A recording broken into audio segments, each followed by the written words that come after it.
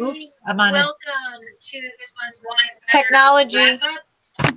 And this one, oh, there we go. Sorry about that. So I am trying to figure out if actually people are are live watching.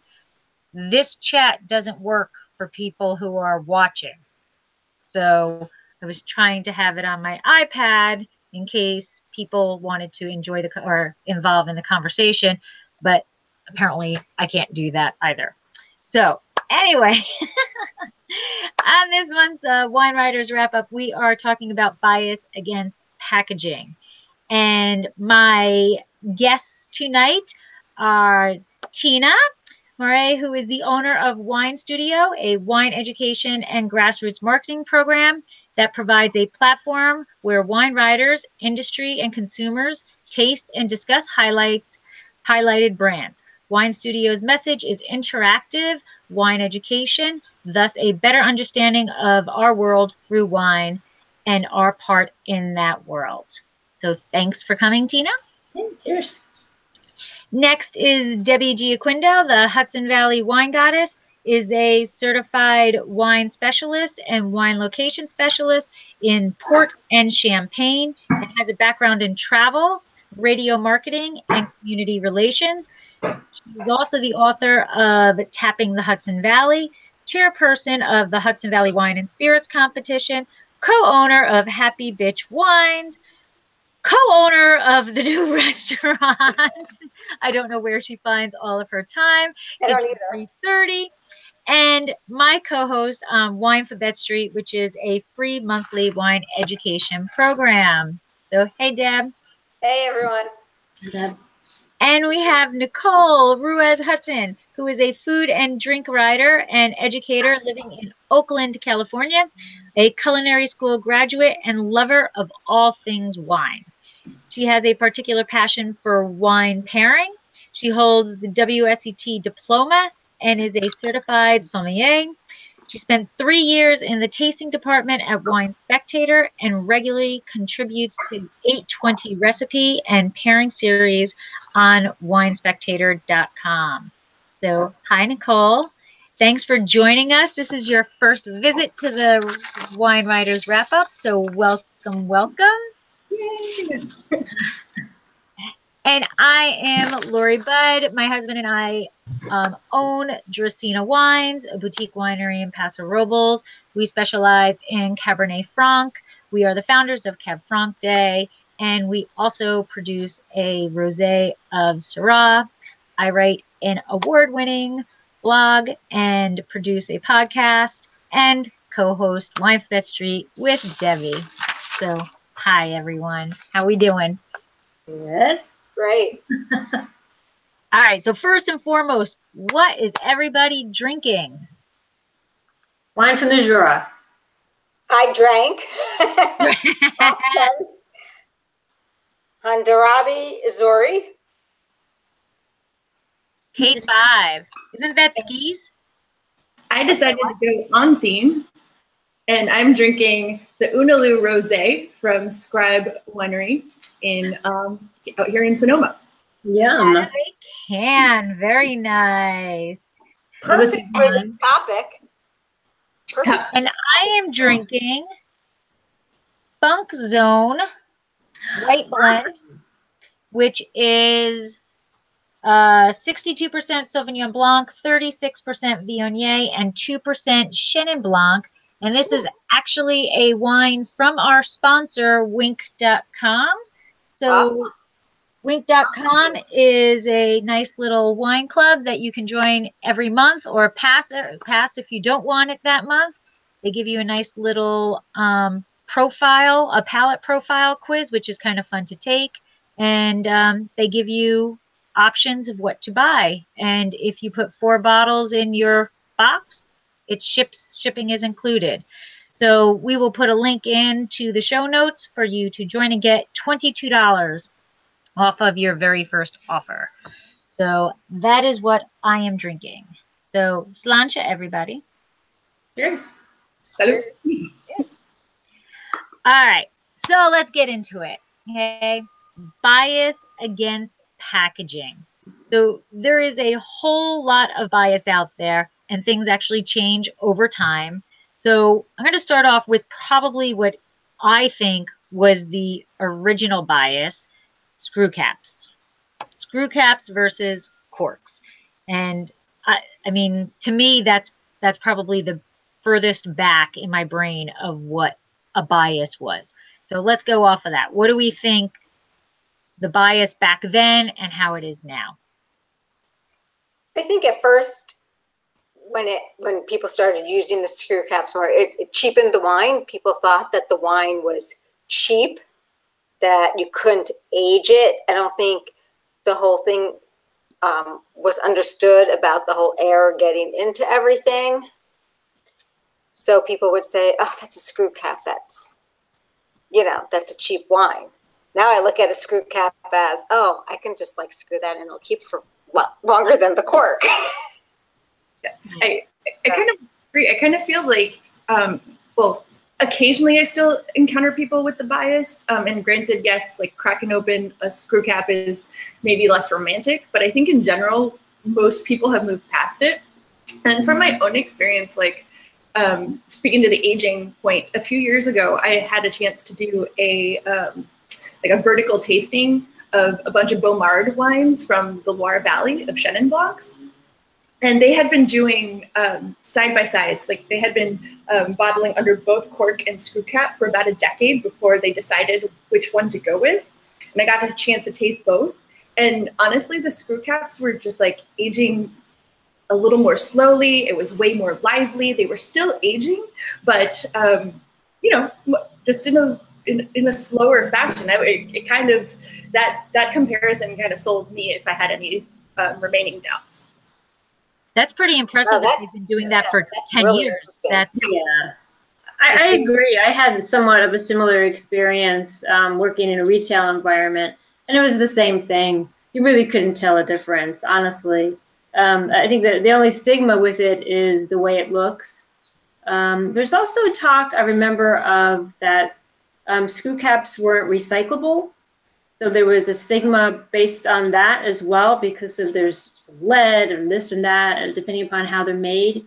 But nowadays, I think they're all recyclable now. So it's been going on a while. But I can't remember why. Why did folks turn to screw caps from the get-go? Was it from a cost perspective?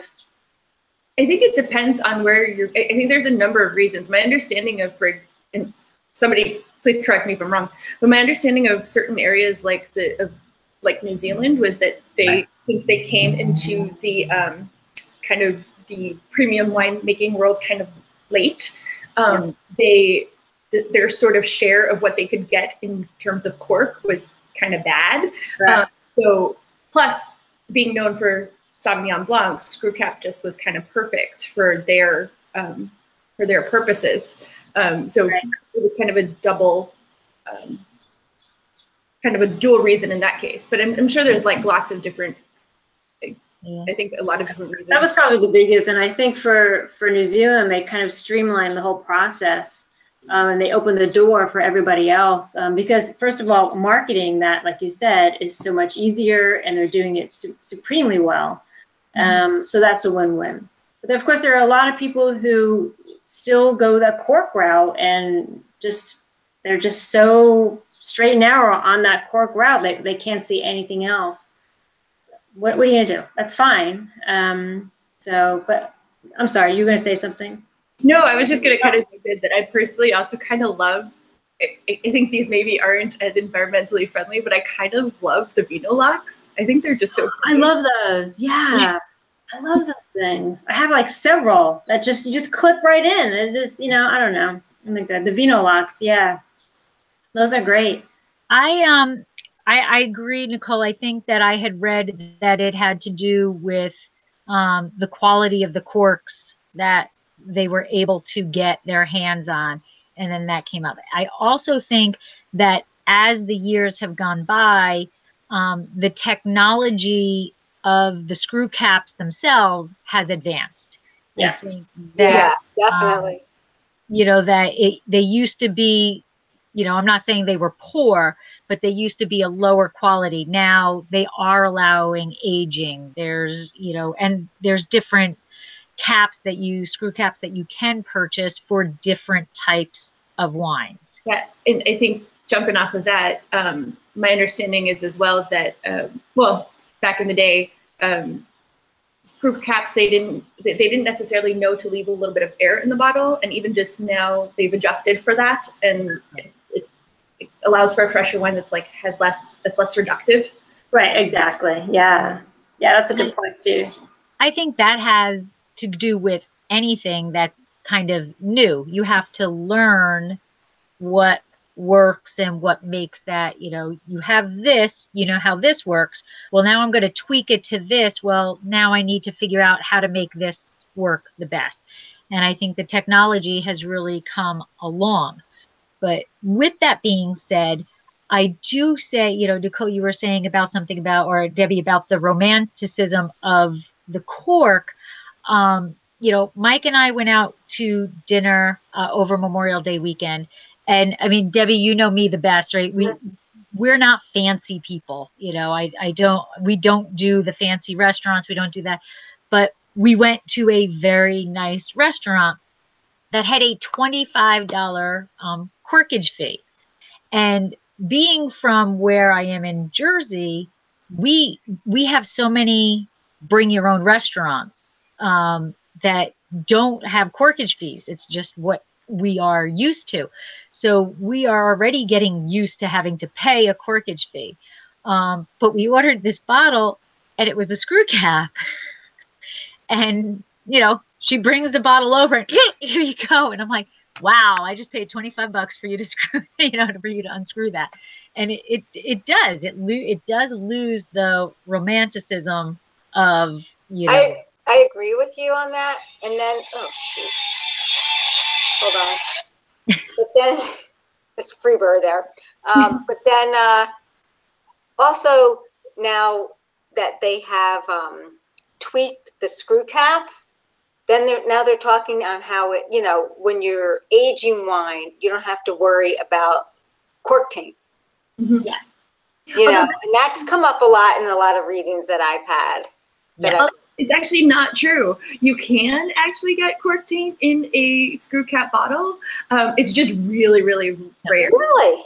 Yeah, it's just like if that yeast strain gets in there, then it still can taint the wine. It's just a lot less likely. Because it's cork taint is not cork. It's not caused by cork. Right. It's usually from a not so clean environment for the most part. Yeah. Right. And getting back to the restaurant thing, I think a lot of people don't understand that they call it a corkage fee only because it's just been going on for so long. It's really for to house the wine, you know, and this, that, and the other thing. So that's basically what it's for. Yeah, I get that, but there is, I don't know, I guess in me, I'm already, I'm spoiled by growing up. I'm spoiled for having 25 years of no corkage fee, you know. Yeah. And now I'm paying a corkage fee and they're, you know, like, at least open the cork, you know, like I just, you know, but I do get it. It's for the glassware. It's for the service. It's exactly, you know, the service people. So now, Laura, you're a winemaker. So what about you? What do you prefer? So, our Cab Franc is in a cork, and it honestly will always be in a cork because of people view the quality of it. You know, you think Cab Franc, you don't really think screw cap, but our rosé is a screw cap. So we are not anywhere against screw caps. We just, you know, and I don't think there would be anything. Did you do that for the aging process? Because your Cab Franc can age, whereas rosé is usually typically drank within 3 years. So our Cab Franc, we're not, you know, 5 to 10 years. There's, to me, a corkscrew has no issue with that, you know. But I do think that if, at least now, I think that if people were paying you know, our Cab Franc is $32 a bottle. If they ordered it and it came screw cap, I think we would be putting certain people off. And being the size that we are, I can't afford to put anybody off, you know. So it's more of the marketing aspect of it versus that I don't trust a screw cap. I mean, you know, it's that. And then with our reserve coming out, there's, you know, I just don't think you can put it. I don't think America is ready for reserve wine in a screw cap. Although other people are doing, you know, much more expensive wines than mine in screw caps. I think it's more right now. I think it's still just more mindset. They want the corkscrew. They want the cork. I mean, Packaging. What about your Yes. rosé? I'm sorry. What? What about the rosé?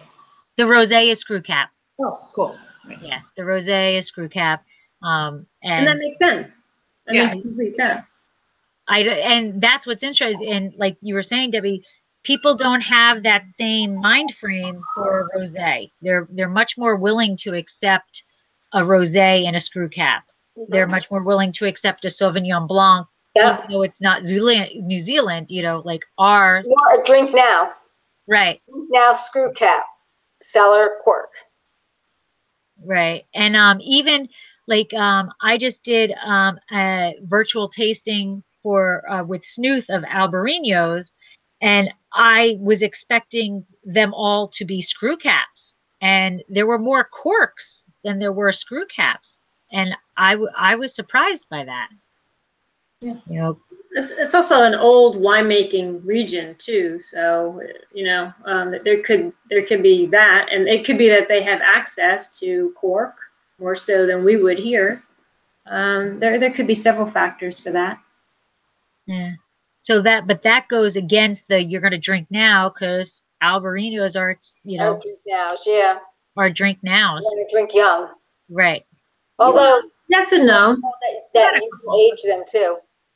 Yeah. It depends on the Albarino. It depends on the Albarino, but I definitely have had a few under screw cap, and I think but to your point, I think it's sometimes the younger producers doing the screw cap, or it's level Oh, that's one. interesting. Mhm. Yeah. See, now I'm going to have to go back and look at my list of the wineries and see who the things are. Which, well, that brings me to another question. So millennials, right? They're all dictating everything that everybody does nowadays. Do you think they have an opinion? Everybody has an opinion. Did I go get my daughter in here on that? I don't know. So I work at a wine shop as well, and we have customers of all ages. Definitely a significant segment is our millennials, and I feel like they're pretty open. I still think you get people that have their biases against the screw cap, but in general, I have found them to be, on the whole, pretty open about packaging in general. Right.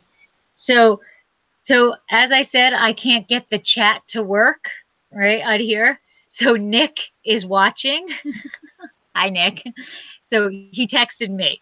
His comment is, screw caps are fine, especially for by the glass programs in restaurants. And those darn millennials. Yes, they do have opinions. So I think that I don't know. I think the bias has kind of gone wayside. I think it's dropped a lot in terms of screw caps. And I think a lot of people have bias of something that they don't understand. Yeah. And that's life in general. And when screw caps first started showing up, people were like, no, no, no, no, no. And in my head, right off of the top of my head, I can think of 4 people that I know personally, social media, who were very adamant. I will never, ever drink anything from a screw cap. I mean, they posted it on Twitter. They posted it on There's a lot of Oregon Pinot Noir that I get that's in screw cap. Say that again? there's a lot of, I belong to the Oregon Pinot Noir Club, Oh. and there's a lot that I get for screw caps that are screw caps. Yeah. Right. So I have to tell you, Wine 1011 said, I like the glass stoppers a lot of vineyards are utilizing. Awesome. How are you doing? Okay, Debbie, you are now in charge of the chat because I No, can't. it's not a chat, it was a tweet. Oh, okay. It came across on my Twitter feed because I tweeted about the link. Oh, okay. He's watching. Oh, And I have to tell you, I stopped by his wine shop last year on my way when my daughter graduated from Johnson & Wales. He's got a really nice shop going. okay. All right. So we're going to move on. And the next big bias that I could think of was boxed wines. So what is it? That has a stigma to it. I honestly don't even think I've ever had a boxed wine. You've never had a boxed wine? I don't think so. Oh my God. I remember them from college. Yeah. No, I was drinking the Party Balls, Coors Lights, Party Balls. No. Oh, the beer balls. Yeah. Yeah, I was drinking Pabst and Meisterbrow out in Buffalo. But Those stupid we beer had boxed party wine. balls that you We had to boxed buy wine the now special with the cap spigot. for. with the little spigot thing, just like it is now. I don't know. I don't think I've ever had a boxed wine. Why do you think that is? I don't know. I just don't think I've ever had it. I mean, I don't know. Have you ever seen them? Yeah, I've seen them. Okay. I've seen them. Actually, while we were in Bordeaux, Fabian, Ryan, and I went into whatever store that was that they bought. Their type of grocery, little 7-Eleven type like store, and we were going to get beer for when we were done with all the wine at night. We were going to cleanse with beer, and there was boxed wines on the shelves, and we were joking, we're in Bordeaux, let's get some boxed wines.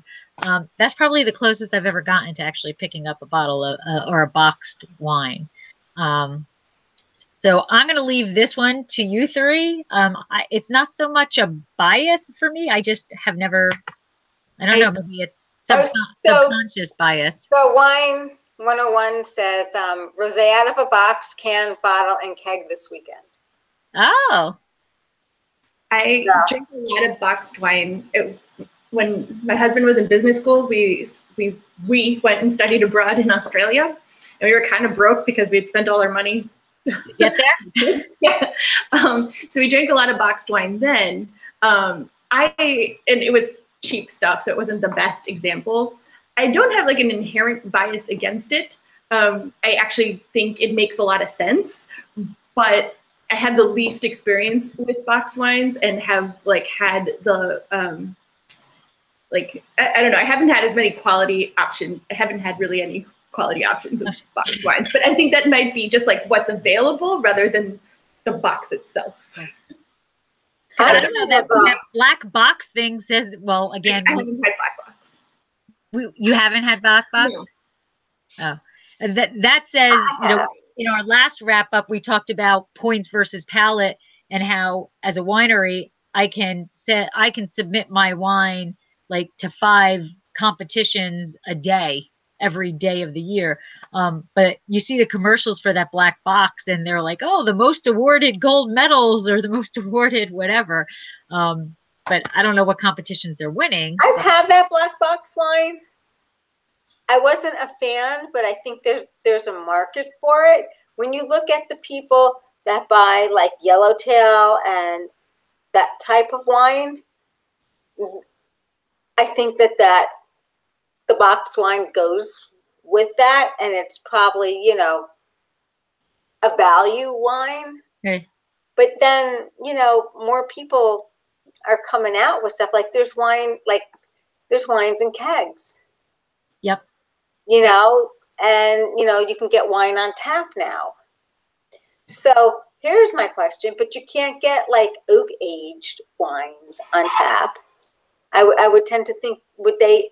I don't know if you can or you can't. I shouldn't say that, but I don't know, because would it lose its characteristics if an oak, say an oak age Cabernet on tap, would it lose its characteristics being in a tap versus in a bottle?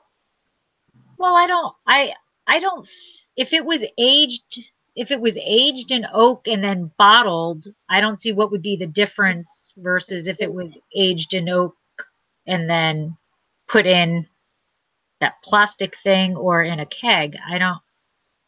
Okay. I mean, I don't know. I'm throwing it out. I have had oak aged wines in can, so I can't see if it can be in a can. I don't see why it couldn't be in a keg. I don't specifically. So when you drank oak aged wine in a can, did it have a tin type of? It was pretty clean. It was very lightly oaked too. It was just like a hint, so just like enough to give it like a little texture. It wasn't very much at all. Okay.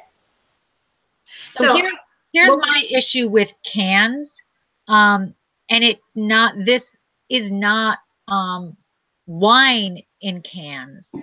I don't like cans. I taste the metal, whatever it is. Like I buy bottled beer,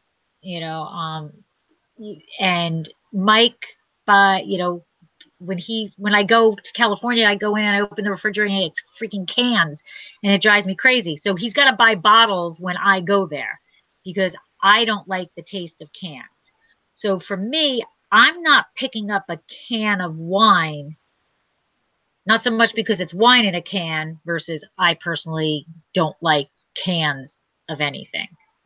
I tend to agree with you. There's a certain tang or something with the can that I'm not a big fan of.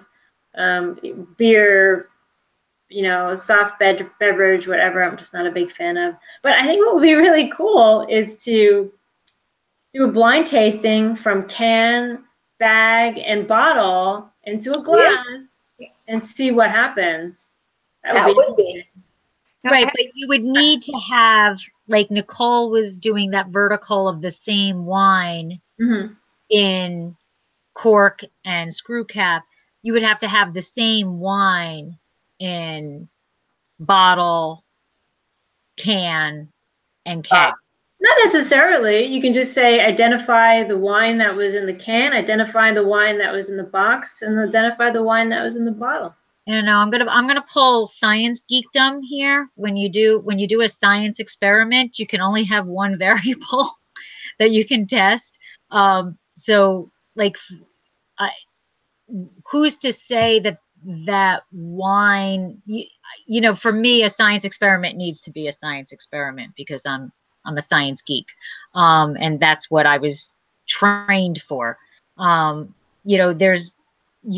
my brain, you can't get a statistical analysis that is relevant if you've got more than one variable that you're testing.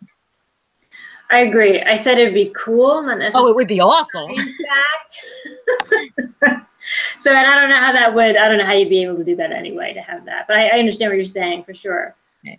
So all these packaging types, I think I have, well, except for screw caps, I think of the sort of newer packaging types, I think I have the most experience with cans. I totally feel you actually on the tin note, like notice that I'm drinking a canned wine, but I poured it in a glass. Because it's still something about it. I kind of agree with you there. That said, like I have found some like really lovely versions in cans. I mean, is it going to be the type of thing that you want to age? No, of course not. It's the type of thing that if you are going to a picnic or you're going to hang out by a lake or the pool, then all of a sudden it makes a lot more sense. The store I work at happens to be by a lake, and it's Bay Grape in Oakland, and we had a can party last year, which was really fun. And we just had, I think it really works for the particular setting because we're the type of place that people come in on the weekend, pick up. Sometimes like a lot of people stay and chill because you can also drink there. But a lot of people are picking it up to go and take it to a barbecue or to like hang out by a pool or the lake or something. Just a little note on this too, which I found kind of, a couple of months ago, I went to the Global Garnacha Summit here in Napa, and the most heated debate of the day was over a canned wine. They were pouring this like canned rosé. I thought was lovely. I thought it was delicious, like for all of the sort of appropriate to all the scenarios that I just mentioned. But yeah, a lot of people, a lot of somms and educated palates, even though many people stated how much they enjoyed the wine, they were still kind of hesitant to say that I don't know, there was still a lot of pushback in the audience just because it was in a can. I found it really, really interesting. All right, so has anybody had, you know the Capri Sun? You know, Brian. Has anyone ever had the wine like that? No. Okay, No. so I have not tasted it, but I've seen it, and that I have an issue with. I got sent samples of it. Not a fan. So my issue has nothing to, I've never tasted it. My issue with that is I think that's making it too fun, and alcohol, I mean, we all I agree with love you. it, we drink it, whatever, but It's not a pouch thing. it's not, my issue is that it's making it too much like for little kids to be drinking wine. I agree with you 100%. And that's my issue with that. So I never tasted it, so I don't have I was not a fan of it. And I had some issues on, it was like, what happens if a kid takes it? Right, because a child it looked just like a Capri Sun, except it was wine. Right. So I'm going to chime in again with Nick. Nick says, pro for box wines, most glasses taste like the first. So that is that's what I've understood also. And Con, the shelf life is limited. So drink now, don't hide away for this special day. So, and then he says that cans are great for the beach, picnics, etc. So because of the ease, like you were saying, Cole, and the liner isn't long shelf life, so it actually will go bad after 9 to 12 months. That's a great point. So that's the plastic, the bladder, right? That the box comes in, the box liner. Yeah. But I have had canned wines, and quite honestly, so Fiction in Paso has been making canned wines for I don't even know how long. For before cans was even cans, they were doing it. Yeah. And it's decent wine. Like it's good. But what I find interesting is and what they were talking about, you drink more wine out of the can. Right? Because you're going to drink that whole can. Right? Because you're used to drinking the whole can, whatever beverage is, Right, and that's there. And I don't think their cans are 12 ounces. I think their cans are 16 ounces. Is that a 12-ounce can, Nicole? Or this is, I believe so. This is they put 375 milliliters, so like a half bottle. A half bottle. So that's not bad. That's not I mean, but I also think when you drink from a can, like when you drink beer from a can, you're chugging it. Right. And wine's not meant to be chugged. No, but I think in the can you get and Nicole poured it into a glass, so that makes it a whole other viewpoint on it. But if you're at the beach, I'm going to say you're going to drink more of it. Yeah. Because you're in a can. Put it in that beer cozy. Yeah. Absolutely. I mean, to their credit, this is, I think, 11.5% alcohol, perhaps accounting for that kind of consumption. So this is pretty low. I think this takes all of that maybe into consideration. No, I don't think a 375 is bad, because I think most of us, you sit down with your wife, your husband, significant other, whatever, and you drink a bottle of wine. So you're pretty much drinking a 375. Mm-hmm. Yeah. But that is, but I do think that if you're at a picnic or you're at the beach, I think if you're drinking it physically out of the can, I think you're not thinking as much as what you're drinking, and I think it will be a bigger consumption. All right. This one I have a little kind of issue with because I guess by definition it is us, but maybe, I don't know. So critter labels. So labels that have animals on them, okay? A critter label by definition is any label that features an animal. So we have Draco, so I guess we are considered a critter. In 2006, a New York Times article stated that nearly 1 in 5 labels actually features an animal.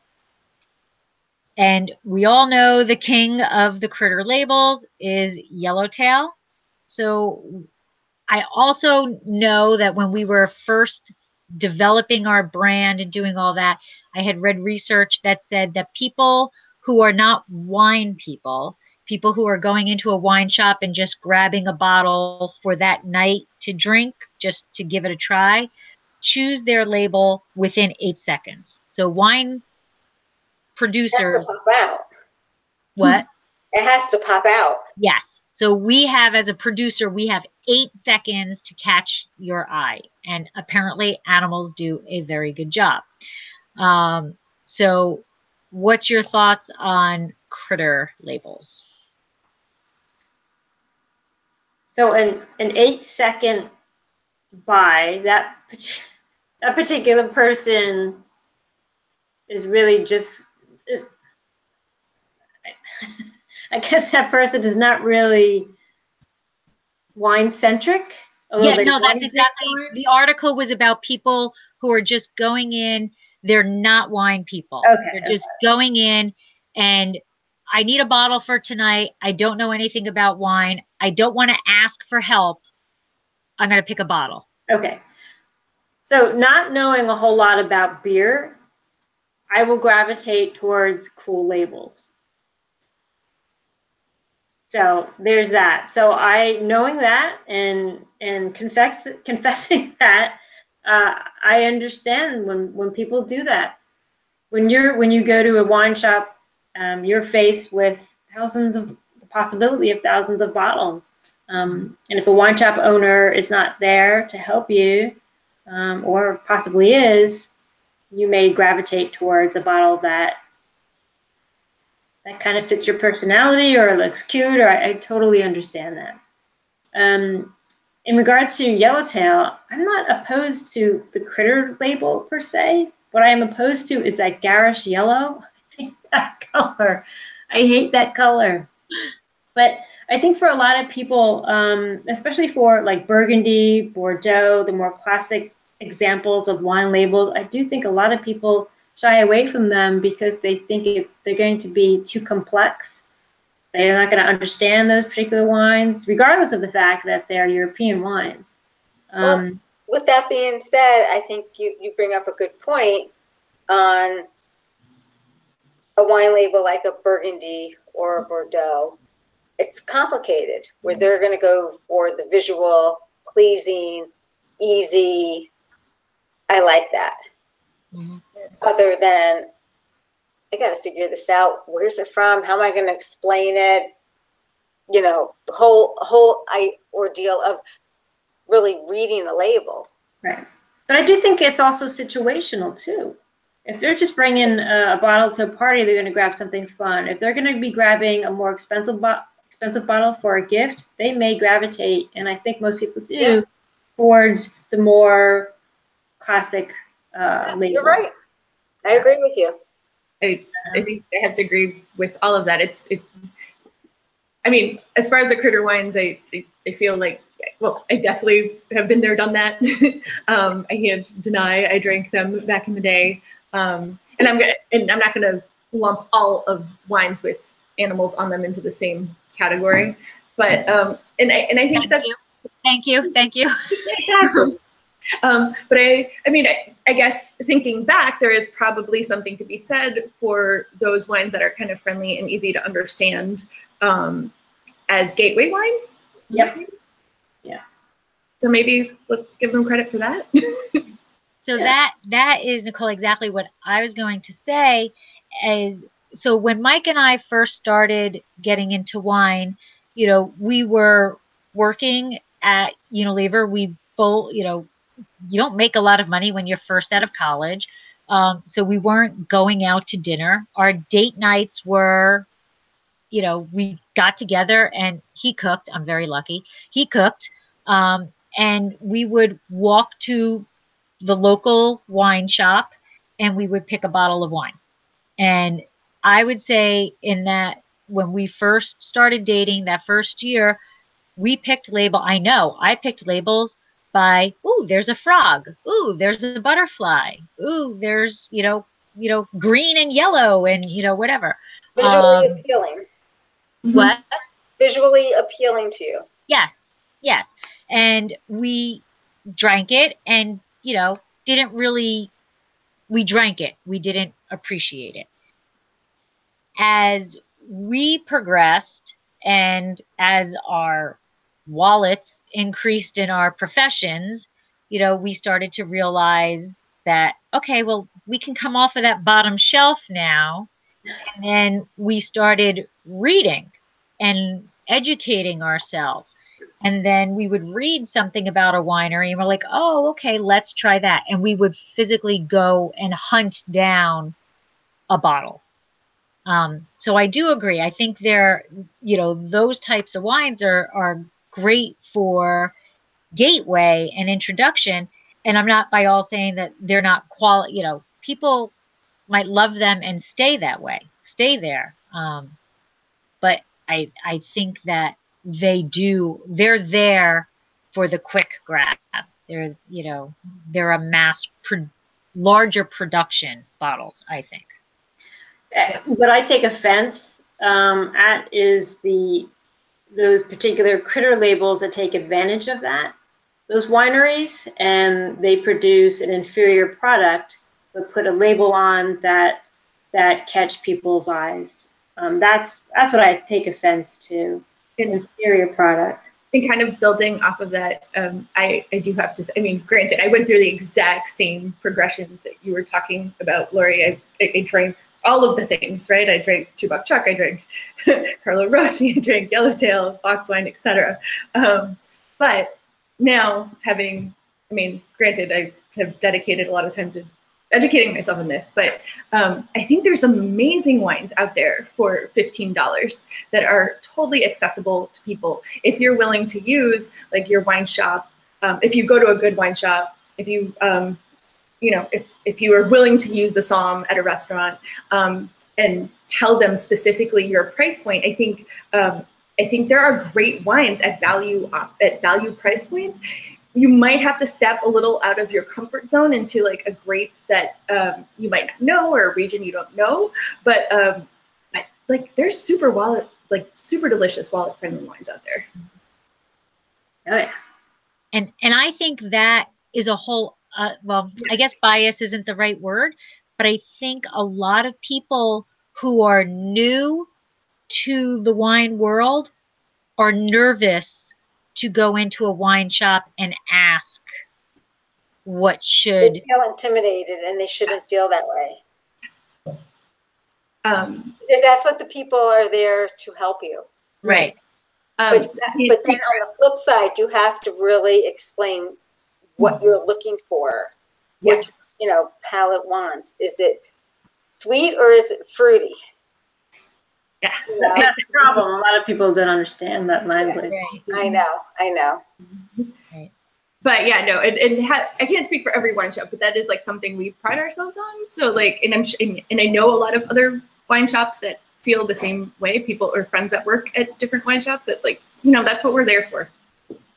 Right. But just because you're there doesn't mean everybody feels comfortable asking it. The old joke of, men never ask for directions. Yeah. I would, this person rather just go in and pick this and go off than to admit, listen, I don't really know what.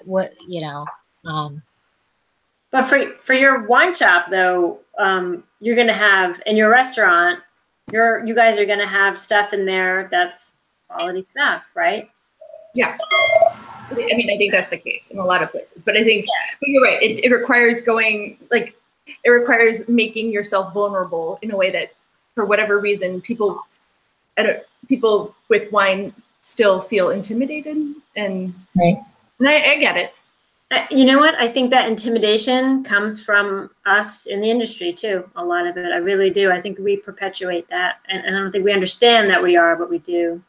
But also, I have to tell you an experience that I had at a wine shop that I used to frequent all the time when I lived in New York. And I went in one time and I said, to the manager who knew me, and what do you have that's new and exciting and good? Him knowing my, what I liked. And I can't remember the wine that he gave me, but I brought it home that evening and opened it. And to me, it was not my palate. It was definitely I don't want to say on the lines of a yellowtail, but it was definitely not, for me. So I think that it was something that he wanted to push. Oh. That he just, That's it might have been a price point. So I think, you really need to know the person at the liquor store and he knew me. Yes. So I don't know why. And both my husband and I was like, why did he, suggest this? He knows us. Right. That's bad. If he's just pushing it, then that's just horrible. But really try and find somebody that you can truly trust. Right. That knows your palate or has a similar palate as you. Mm-hmm. Right. And there's where I buy most of my wine, there's a woman there, and she's recommended things, and I would say 9 out of 10 wines she's spot on. I like them, but every so often she recommended a wine, and I was explaining what I was looking for, and she recommended a wine, and I tasted it. I was like, this is nowhere near what I was explaining, what I wanted. But then other wines, she's been spot on. So, I suppose that's bound to happen. Yeah. Yeah. So I hope that person wasn't trying to push what he took in, 20 cases of, because that's just unethical. That's a whole other, that's a whole other thing. All right. So any other biases we want to talk about? Because we are getting close to the hour, and I try to not take up too much of your time. I think we kind of covered all of it. Yeah. Are you going to talk about box wine bottle? Are you going to talk about that? The 40 ouncer? Yeah. We will bring up that 40 ouncer. So the 40 ounce rosé, apparently flying off of the shelves everywhere. But thoughts on the 40 ouncer? Okay. I think this one's a little difficult, because I understand where the criticism is coming from, and I want to be sensitive. Sorry, the criticism of cultural appropriation that sometimes is leveled at it, where that one comes from. But maybe this is Pollyanna of me, but I kind of want to believe that in a lot of cases, it's like resonating with people on a different level. Like, to me personally, it speaks to I should also say, I think the wine's okay. It's fine. It's not great, but it's fine. But I think the packaging probably, to me, kind of resonates with that time period in my life that we kind of all have discussed already, in terms of drinking box wines and 40 ounce beers and et cetera, et cetera. And that's within my personal experience. And so taking something, this memory that, maybe you look back on it now and you kind of roll your eyes at yourself in your 20s or whatever. And it kind of makes it cool. I kind of get it. But that's exactly what he was going for. Yeah, I think that's what he's going for. So I think that I don't think that I understand the negative criticism against it, but I think that it probably is resonating with people on a broader level. Yeah, I agree. I think that went in a whole other direction than what was initially presented. And that's our society. Yeah. You know, going in a direction and looking for the biggest, I guess, way to attack or biggest way to be negative about something. Again, I'm going to go back to my response when it was presented on social media, because I was asked, as a winemaker, does that upset me? And as a winemaker, no, you can make whatever wine you want to make, and you can do what you want to do. So it doesn't insult me as a winemaker. It doesn't upset me as a winemaker. What I went back to was, it looks like soda. It does. It looks like and that goes back to the juicy, the Capri Sun wine. Yep. That's what bothered me. But I get that too. I will just also throw out there that I think the Muscadet, the white wine version, is a lot better than the rosé. And is it? Yeah, it is. See, now I didn't even see the white. I've only seen the rosé. So my question here is: it a sweeter rosé or is it a dry? It's been a while since I've had it, but dry, like over a year. But it was dry. Yeah, it's dry. Yeah, it's perfectly fine. It's perfectly fine. There's nothing wrong with the juice. It's just the packaging and. Well, I think that would say a certain market over. Yeah. And I mean, I don't really want to get into that aspect of it, but I think that was what the biggest issue was where certain people's mindset went of the population of people who drink 40 ounces. And I think that caused a lot of issues, because after the whole, look at this, would you drink it? Then all these other comments started coming in, which made me research more. And I think there was more issue on that than on the fact that it was wine in that bottle. But it makes sense. There's a lot of that going around. Sure. Yeah. And it is, people are going to take things where people want to take them, whether it was meant to be that way or not meant to be that way. It is what it is. People do that. Yes, they do. Yes, they do. All right. So, are we ready for riddle time? Sure. Okay. All right. So, I was standing by a railing, watching a ship a-sailing. What is the captain's name? If you don't know his name, it's you to blame. What is the captain's name? Holy cow. It's too late to think. It's too late and too many glasses of wine. I'll say it. I'll say it one more time. And it might be that it's too late, because I actually, when I found this one, I knew the answer right away. But okay, so I was standing by a railing, watching a ship a-sailing. What is the captain's name? If you don't know his name, it is you to blame. What is the captain's name?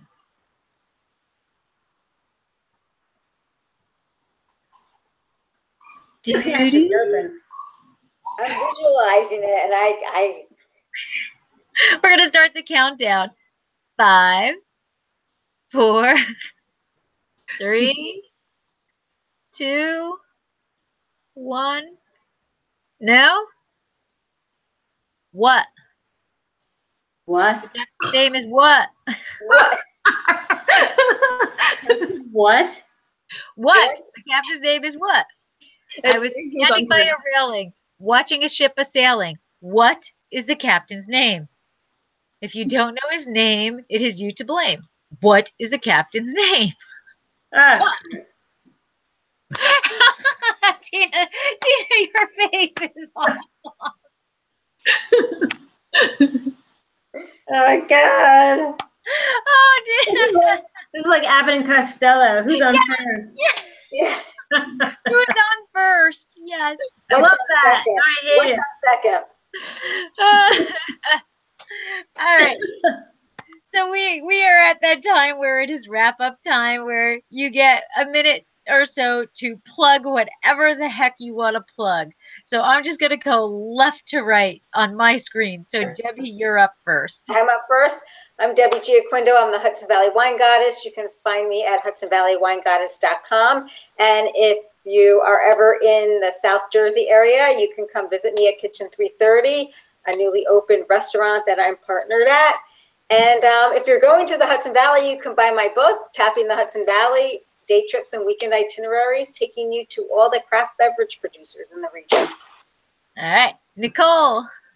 Okay, so you can find me on Instagram and online at The Nibbling Gypsy and Psalms Table, or The Psalms Table on Instagram. But the thing I want to plug today is a event that I am working on called Batonage Forum. It is a women-centric, women-positive event happening in Napa on July 28th. And we have an amazing lineup of presenters and fabulous women focused wineries pouring. Yeah, so check us out at batonageforum.com. And I'm gonna have to look that up. We're gonna have to talk about that. You're part of Batonage Forum? Yeah. Really? Yeah. We need to talk because I find that so cool. Cool. Oh, so you've seen it. That's so exciting. Yes, I know exactly what you're talking about. That's awesome. Yay. And Tina? So me. Yeah, so I own and produce a company called Wine Studio. It's beverage education and grassroots marketing on the Twitter platform. June, we're all about rosé and its design influence on wine labels. So we're talking about wine labels and art on wine labels. Oh. Winemakers are doing that. So that's every Tuesday night, 9 to 10 p.m. on Twitter. Yeah. Awesome. And I'm Lori, Dracaena Wines. I don't know. I write a blog. I won the Millesime Award, which I'm very excited about. So I got to go to Bordeaux, and I get to go to Bordeaux again on Friday. So I'm very, very excited. And I think I'm breaking the world records for only being in Bordeaux for 24 hours and coming back home, sadly. But I'm excited to be going as an ambassador for Clerc Millon, who are doing the dance awards. So I'm happy to do that.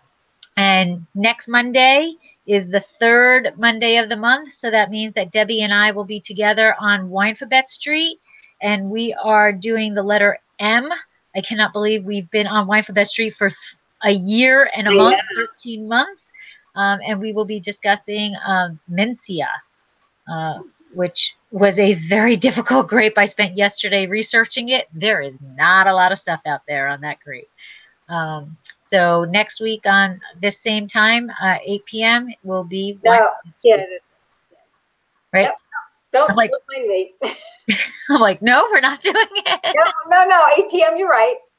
8 p.m. Eastern time will be Winefabet Street, the letter M. So thank you, Debbie, Nicole, and Tina for joining. The last thing is next month's wrap up is going to be on July 9th. And I thought that since, it was right after the 4th of July, and I know Memorial Day is kind of the beginning of the unofficial beginning of summer, but since I'm still in school, I don't consider it summer.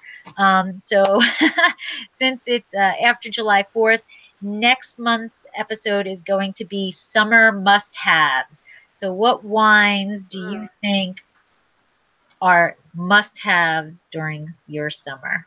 So thank you for joining. Thanks, Lori. Thank you, Lori. All right, I'm gonna stop.